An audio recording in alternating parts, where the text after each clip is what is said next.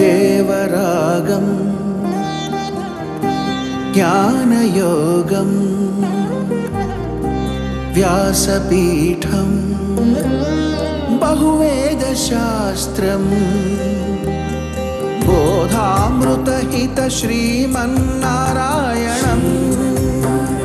శివగౌరీ సంభాషిత సకల పురాణం అష్టాక్షరి పంచాక్షరి మంత్రావరణం అఖిల దేవతా సంస్తుతి పారాయణం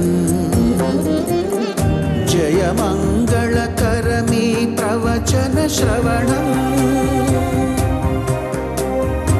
అనుదినము శుభము సుఖము జీవన గమనం దేవరాగం జ్ఞానయోగం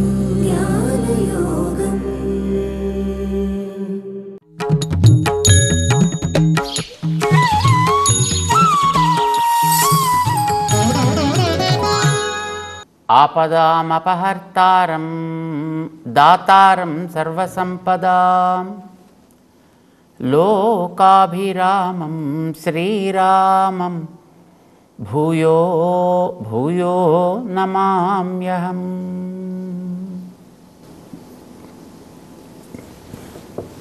ప్రియ భగవద్బంధువులారా, ప్రపంచంలో కనిపించే వస్తువులకి సంబంధించిన జ్ఞానం మనంతట మనమైనా పొందొచ్చు, లేదు ఎవరైనా తెలియచేసినా మనం పొందొచ్చు. కానీ లోకాతీతమైనటువంటి వస్తువులకి సంబంధించి, అంటే అలౌకికమైనటువంటి వస్తువులకి సంబంధించినటువంటి జ్ఞానం మనకి చూసి తెలుసుకుందాం అనేటటువంటిది సాధ్యం కాదు. అది ఎవరైనా ఒకరి ఉపదేశం వల్ల మనకి తెలియాలి. ఆ తెలియచెప్పేటటువంటి ఉపదేష్టాలు కూడా ఏదైనా ఒక ప్రమాణానికి కట్టుబడ్డ వాళ్ళై ఉండాలే తప్ప, నాకు ఇలా తోస్తోంది కనుక, నాకు ఇది తెలుసును కనుక, నేను ఇంత వాడిని కనుక నేను చెప్పిందే ప్రమాణము అని అంటే దాన్ని అంగీకరించాల్సినటువంటి అవసరం లేదు, పక్కకి తీసేస్తారు. భగవంతుడు గురించిన విషయం ఏదైనా అంతే. భగవంతుడు మనకి ఈ లౌకికమైనటువంటి చెట్టు చేమ కర్ర బుర్ర చూసినట్టుగా కనిపించేటటువంటి ఒక తత్వం కాదు. ఈ ప్రపంచాన్నంతటినీ నడిపించేటటువంటి ఆ భగవతత్వాన్ని గురించినటువంటి జ్ఞానం మనకి శాస్త్రము ద్వారానే కలగాలి. ఆ శాస్త్రంలో ఆ భగవంతుణ్ణి మనం ఎట్లా తృప్తిపరచాలి అనేటటువంటి దానికి ఏ ఏ సాధనాలని వాళ్ళు చెప్పారో, అంటే ఆ గ్రంథాల్లో వాటి ద్వారా అలా మాత్రమే మనం పొందాలి. నాకు అలా నచ్చట్లేదండి, అది కష్టంగా ఉందండి, ఇలా చేస్తే బాగుంటుంది అనిపిస్తుంది, అలా మనం చేయడానికి వీల్లేదు. ఎందుకంటే దాన్ని నువ్వు చూసి దాని గురించి నువ్వు చేసింది లేదు. అంచేత ఏది శాస్త్రం చెబుతోందో ఆ ప్రకారమే మనం చేయాలి.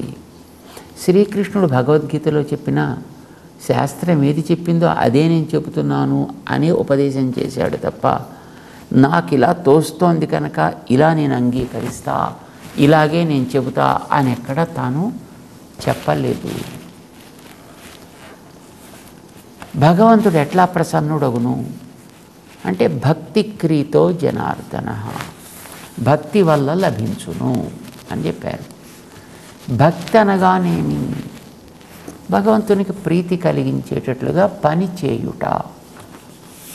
పని చేయడం అంటే కర్మాచరణ చేయుట. కర్మాచరణ చేస్తే ఏమవుతుంది? ఇక్కడ మనకి పట్టినటువంటి దోషములు తొలగుతాయి. ఏ దోషములు మన ఇక్కడ పట్టి ఉన్నాయి అనేది మనకి బయటికి కనిపించేటట్లుగా అయితే ఏమీ లేవు. కానీ మన మనస్సు మన ఆధీనంలో లేకుండా తన ఇష్టం వచ్చినట్టుగా ప్రవర్తిస్తూ ఉంటుంది. దానికి వెనకాతల కారణం దాన్ని నడిపేటటువంటి కర్మ వాసనలు, వాటిని తొలగించాలి. దీన్ని మనకి చివరికి వెళ్ళిన తర్వాత చెప్తాడైనా, అది విముచ్య నిర్మమః శాంతః, మమతాది దోషముల నుంచి విముచ్య విడుదల పొందాలి. శాంతః మానసికమైనటువంటి ఉద్రిక్తతలు లేని స్థితికి చేరాలి. క్లేశాదుల చేత కలుషితుడు కానట్లు ఉండాలి వీడు.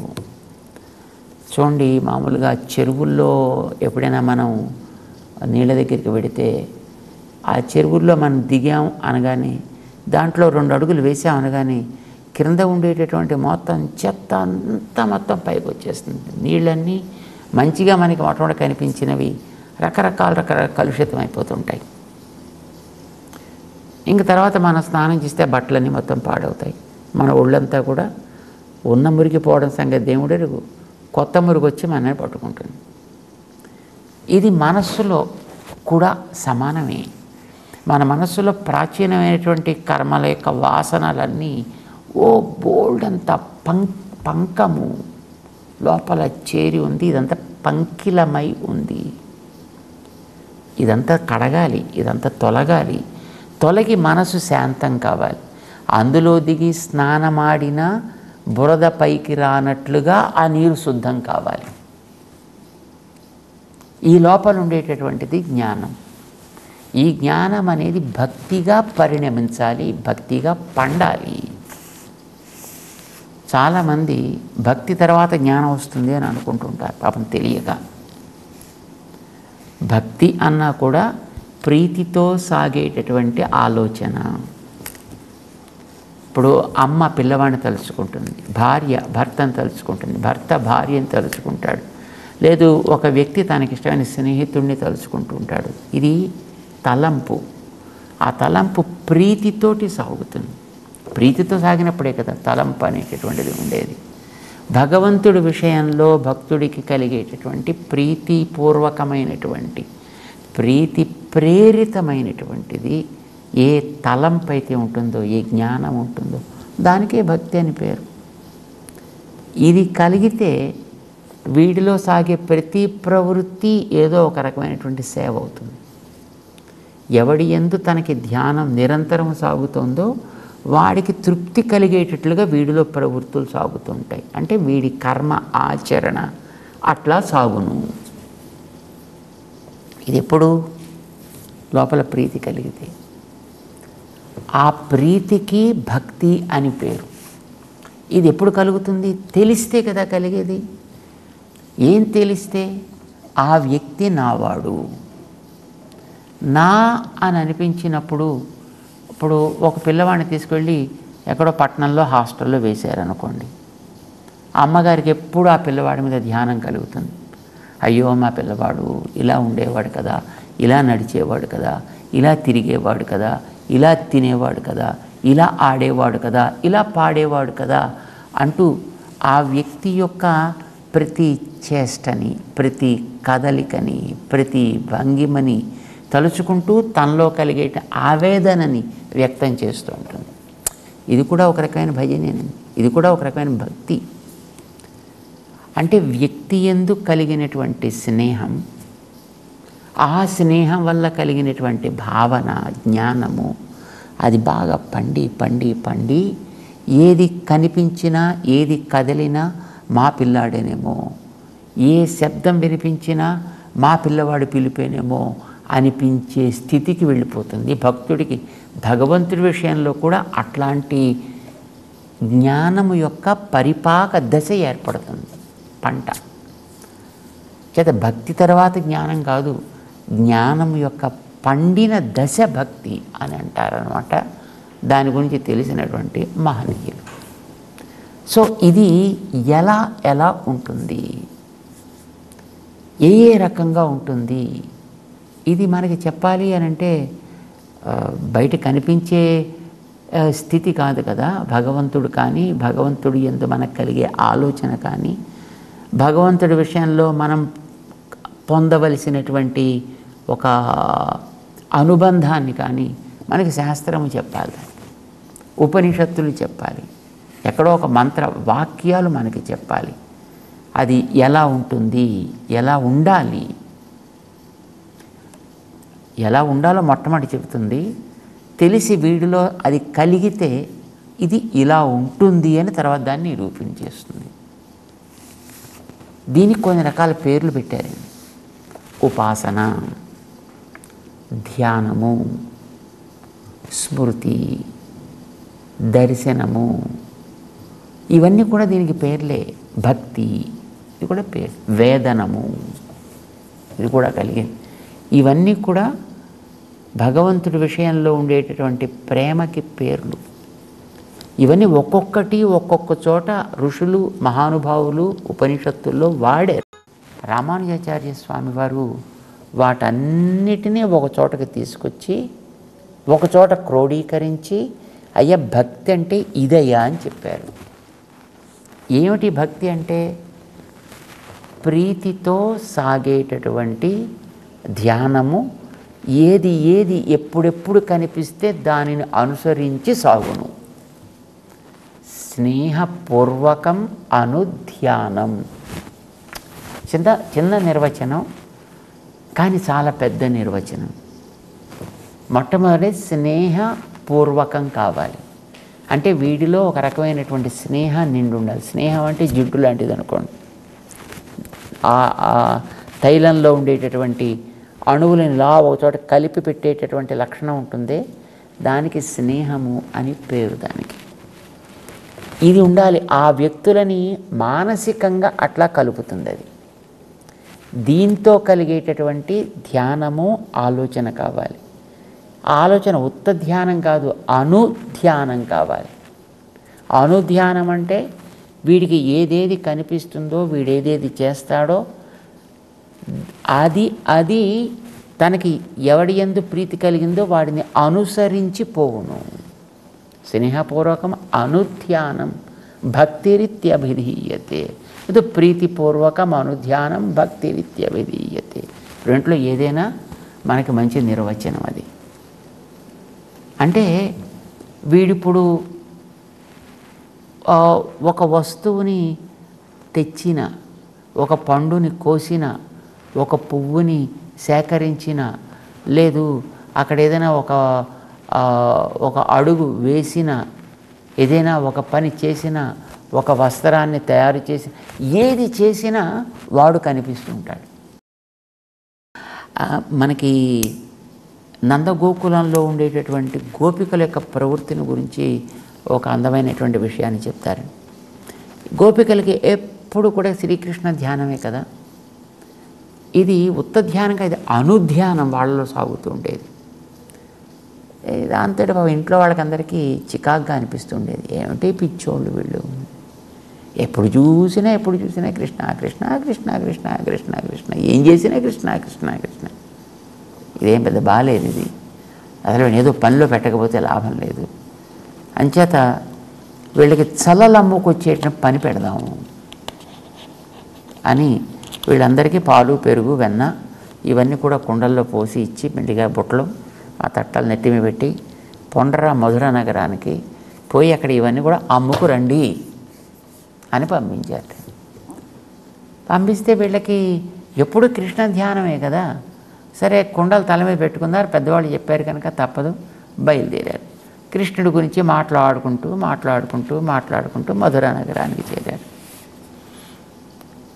ఆ తర్వాత మరి ఒక్కొక్కళ్ళు ఒక్కొక్క వీధిలోకి వెళ్ళాలి కదా. సో కొందరు ఈ వీధిలోకి, కొందరు ఆ వీధిలోకి, కొందరు ఆ వీధిలోకి, కొందరు ఆ వీధిలోకి వెళ్ళి ఏమిటి వీళ్ళు అమ్మేది? గోవింద కొనండోయ్, గోవిందుణ్ణి కొనండోయ్, దామోదరుణ్ణి కొనండోయ్, మాధవుణ్ణి కొనండోయ్ అంటే ఇదే వీళ్ళు అమ్మేది. పాలు, పెరుగు, వెన్న ఇవి ఉన్నాయి దాంట్లో. కానీ పాలైనా మాధవుడే, పెరుగైనా గోవిందుడే, మరొకటైనా ఆయనే. ఇది వీళ్ళకి కలిగేటటువంటి ఆలోచన ఏ తత్వంలో వీళ్ళ మనస్సు నిండి ఉందో ప్రతి పని దానిని అనుసరించే సాగుతూ ఉంటుంది. చేతి ఇది స్నేహం ఉంది కనుక, ప్రీతి ఉంది కనుక అది సాగుతుంది అట్లాగా. సో ప్రీతిపూర్వకం, ప్రీతి వెనకాతల ప్రేరేపిస్తూ ఉంటే, లేదు ప్రీతి ముందు సాగుతూ ఉంటే, ఆ ప్రీతి వెనక వీళ్ళు నడుస్తారు. వీళ్ళు వెనకాతల ప్రీతిని తీసుకువెళ్ళడం కాదండి, ప్రీతి వీళ్ళ ముందర నడుస్తూ ఉంటుంది. అది నడుస్తూ వీళ్ళకి దారి చూపిస్తూ ఉంటుంది. అప్పుడు వీళ్ళు ఏది చూసినా, దేన్ని చూసినా ఆ ప్రీతికి ఆధారమైనటువంటి వస్తువే తప్ప మరొకటి వీళ్ళకి కనిపించదు, భావనలోకి రాదు. అంతలా వీళ్ళలో నిండి ఉంది అది. దీనికి భక్తి అని ఒక నామకరణం చేశారు. ఇది ఉండేటప్పుడు వీళ్ళు చేసే ప్రతి పని కూడా వానికి సేవ అవుతుంది. అప్పుడు వాడు దీన్ని ఆనందిస్తాడన్నమాట. నిజానికి ఇలాంటిది ఉంటుందా? అలానే ఉండాలని మనకి నిర్వచనాలు చెప్పాయి. ఒక చోటకి తీసుకొచ్చి దీన్ని మనకు అందించారు మన ఆచార్యులు. కానీ ఇందులో ఒక్కొక్క విభాగాన్ని ఒక్కొక్క చోట ఒక్కొక్క మంత్రం చెప్పింది.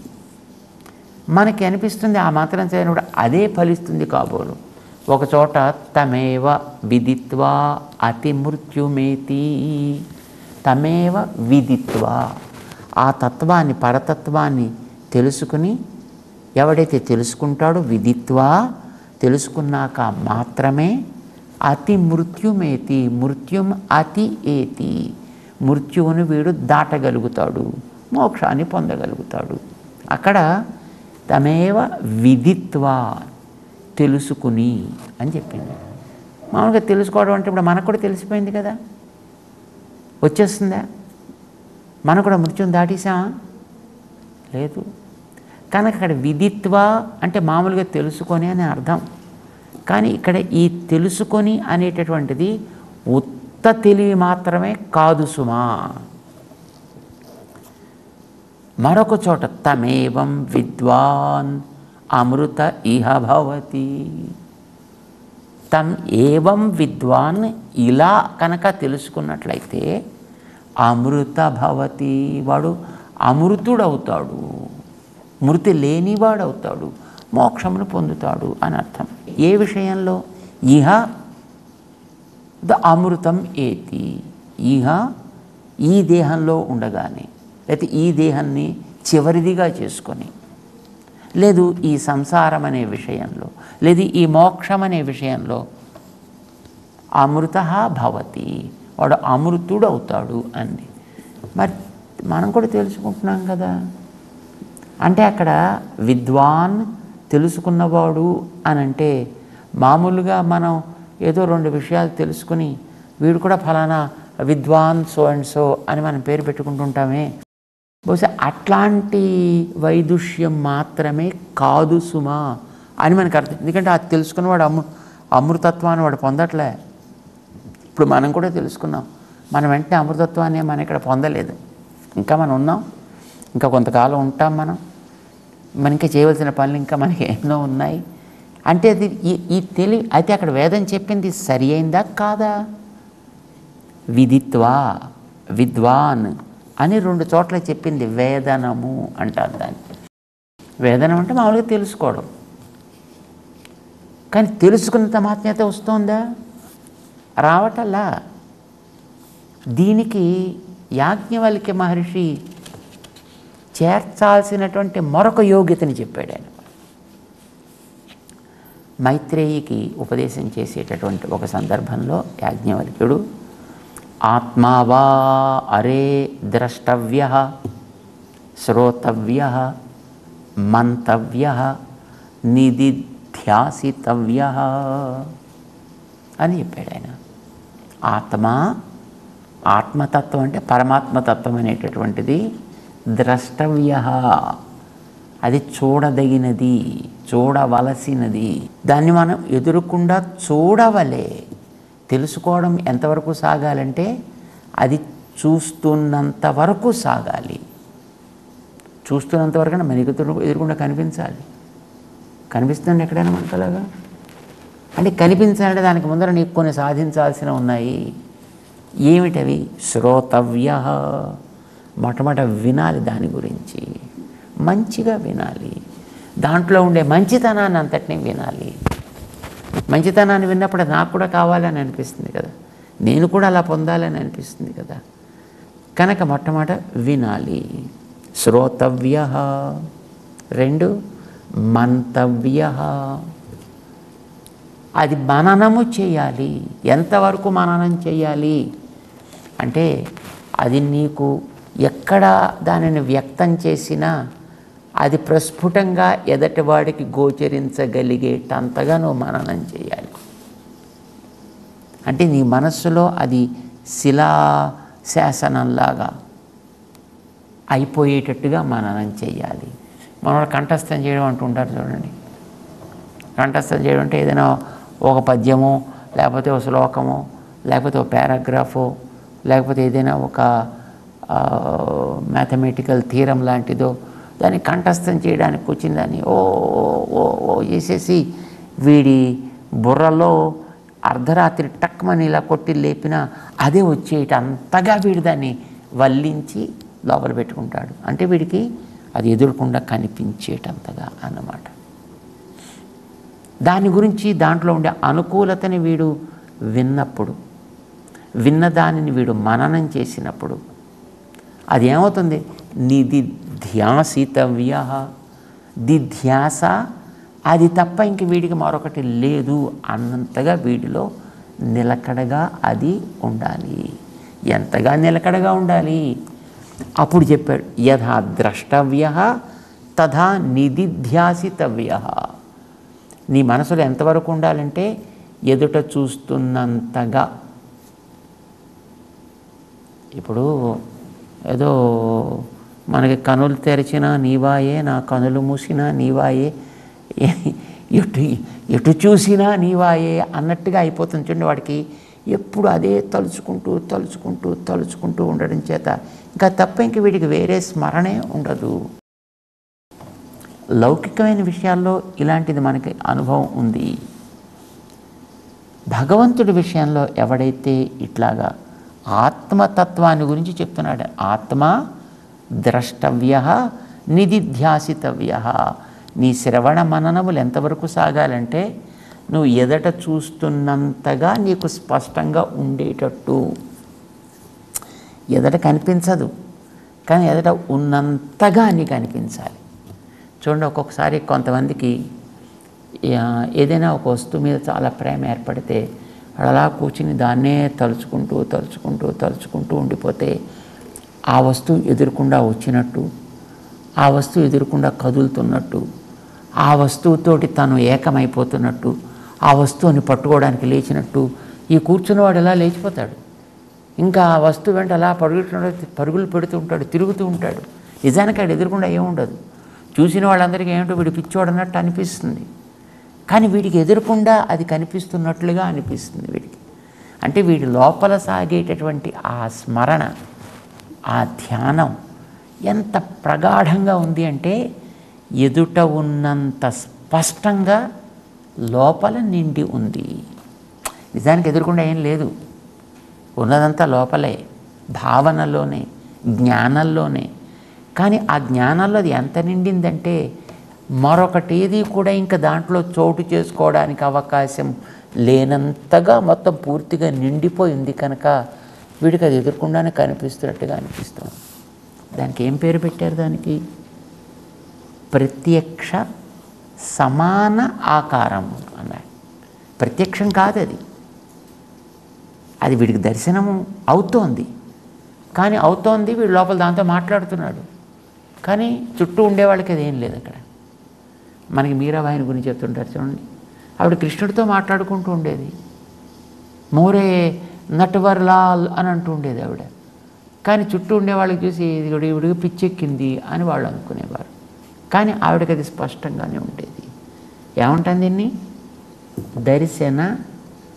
కానీ దర్శనం కాదు అది, దర్శనముతోటి సమానమైన స్థితి, దర్శన సమాన ఆకారము. దాన్ని ప్రత్యక్ష అని కూడా అనండి. దర్శనం అంటే కంటితో చూడడం, కానీ వీడు కంటితో గారు వీడు మనసుతో చూస్తున్నాడు వీడు. అంచేత ఇది దర్శన ప్రత్యక్ష సమాన ఆకారము. ఇది వాడు నిజంగా సాగించేది. అది నిజమైనటువంటి భక్తి. సో వేదనము, తెలివి, ఉపాసన అని చెప్పారంటే అది కేవలం ఉపాసన అంటే కూర్చుని ఓం ఓం ఓం ఓం ఓం ఓం అనడం మాత్రమే కాదు. అది భక్తియుక్తము కావాలి. భక్తి అంటే ఏమిటి? అది పండిన తెలివి కావాలి. ఎంత బాగా పండాలి? అనుధ్యానం కావాలి. ధ్యానం అంటే మామూలుగా తలంపు, మనం ఎన్నిటినో తలుచుకుంటూ ఉంటాం, కానీ అలాంటి తలంపు కాదు ఇది. ఇది అనుధ్యానం కావాలి. ఈ అనుధ్యానం ఎట్లాంటిది? స్నేహపూర్వం అనుధ్యానం. అది ప్రీతితో సాగేది కావాలి. ఎలా సాగాలి? దర్శన సమానాకారముగా సాగాలి. యథా ద్రష్టవ్య తథా నిధిధ్యాసితవ్య.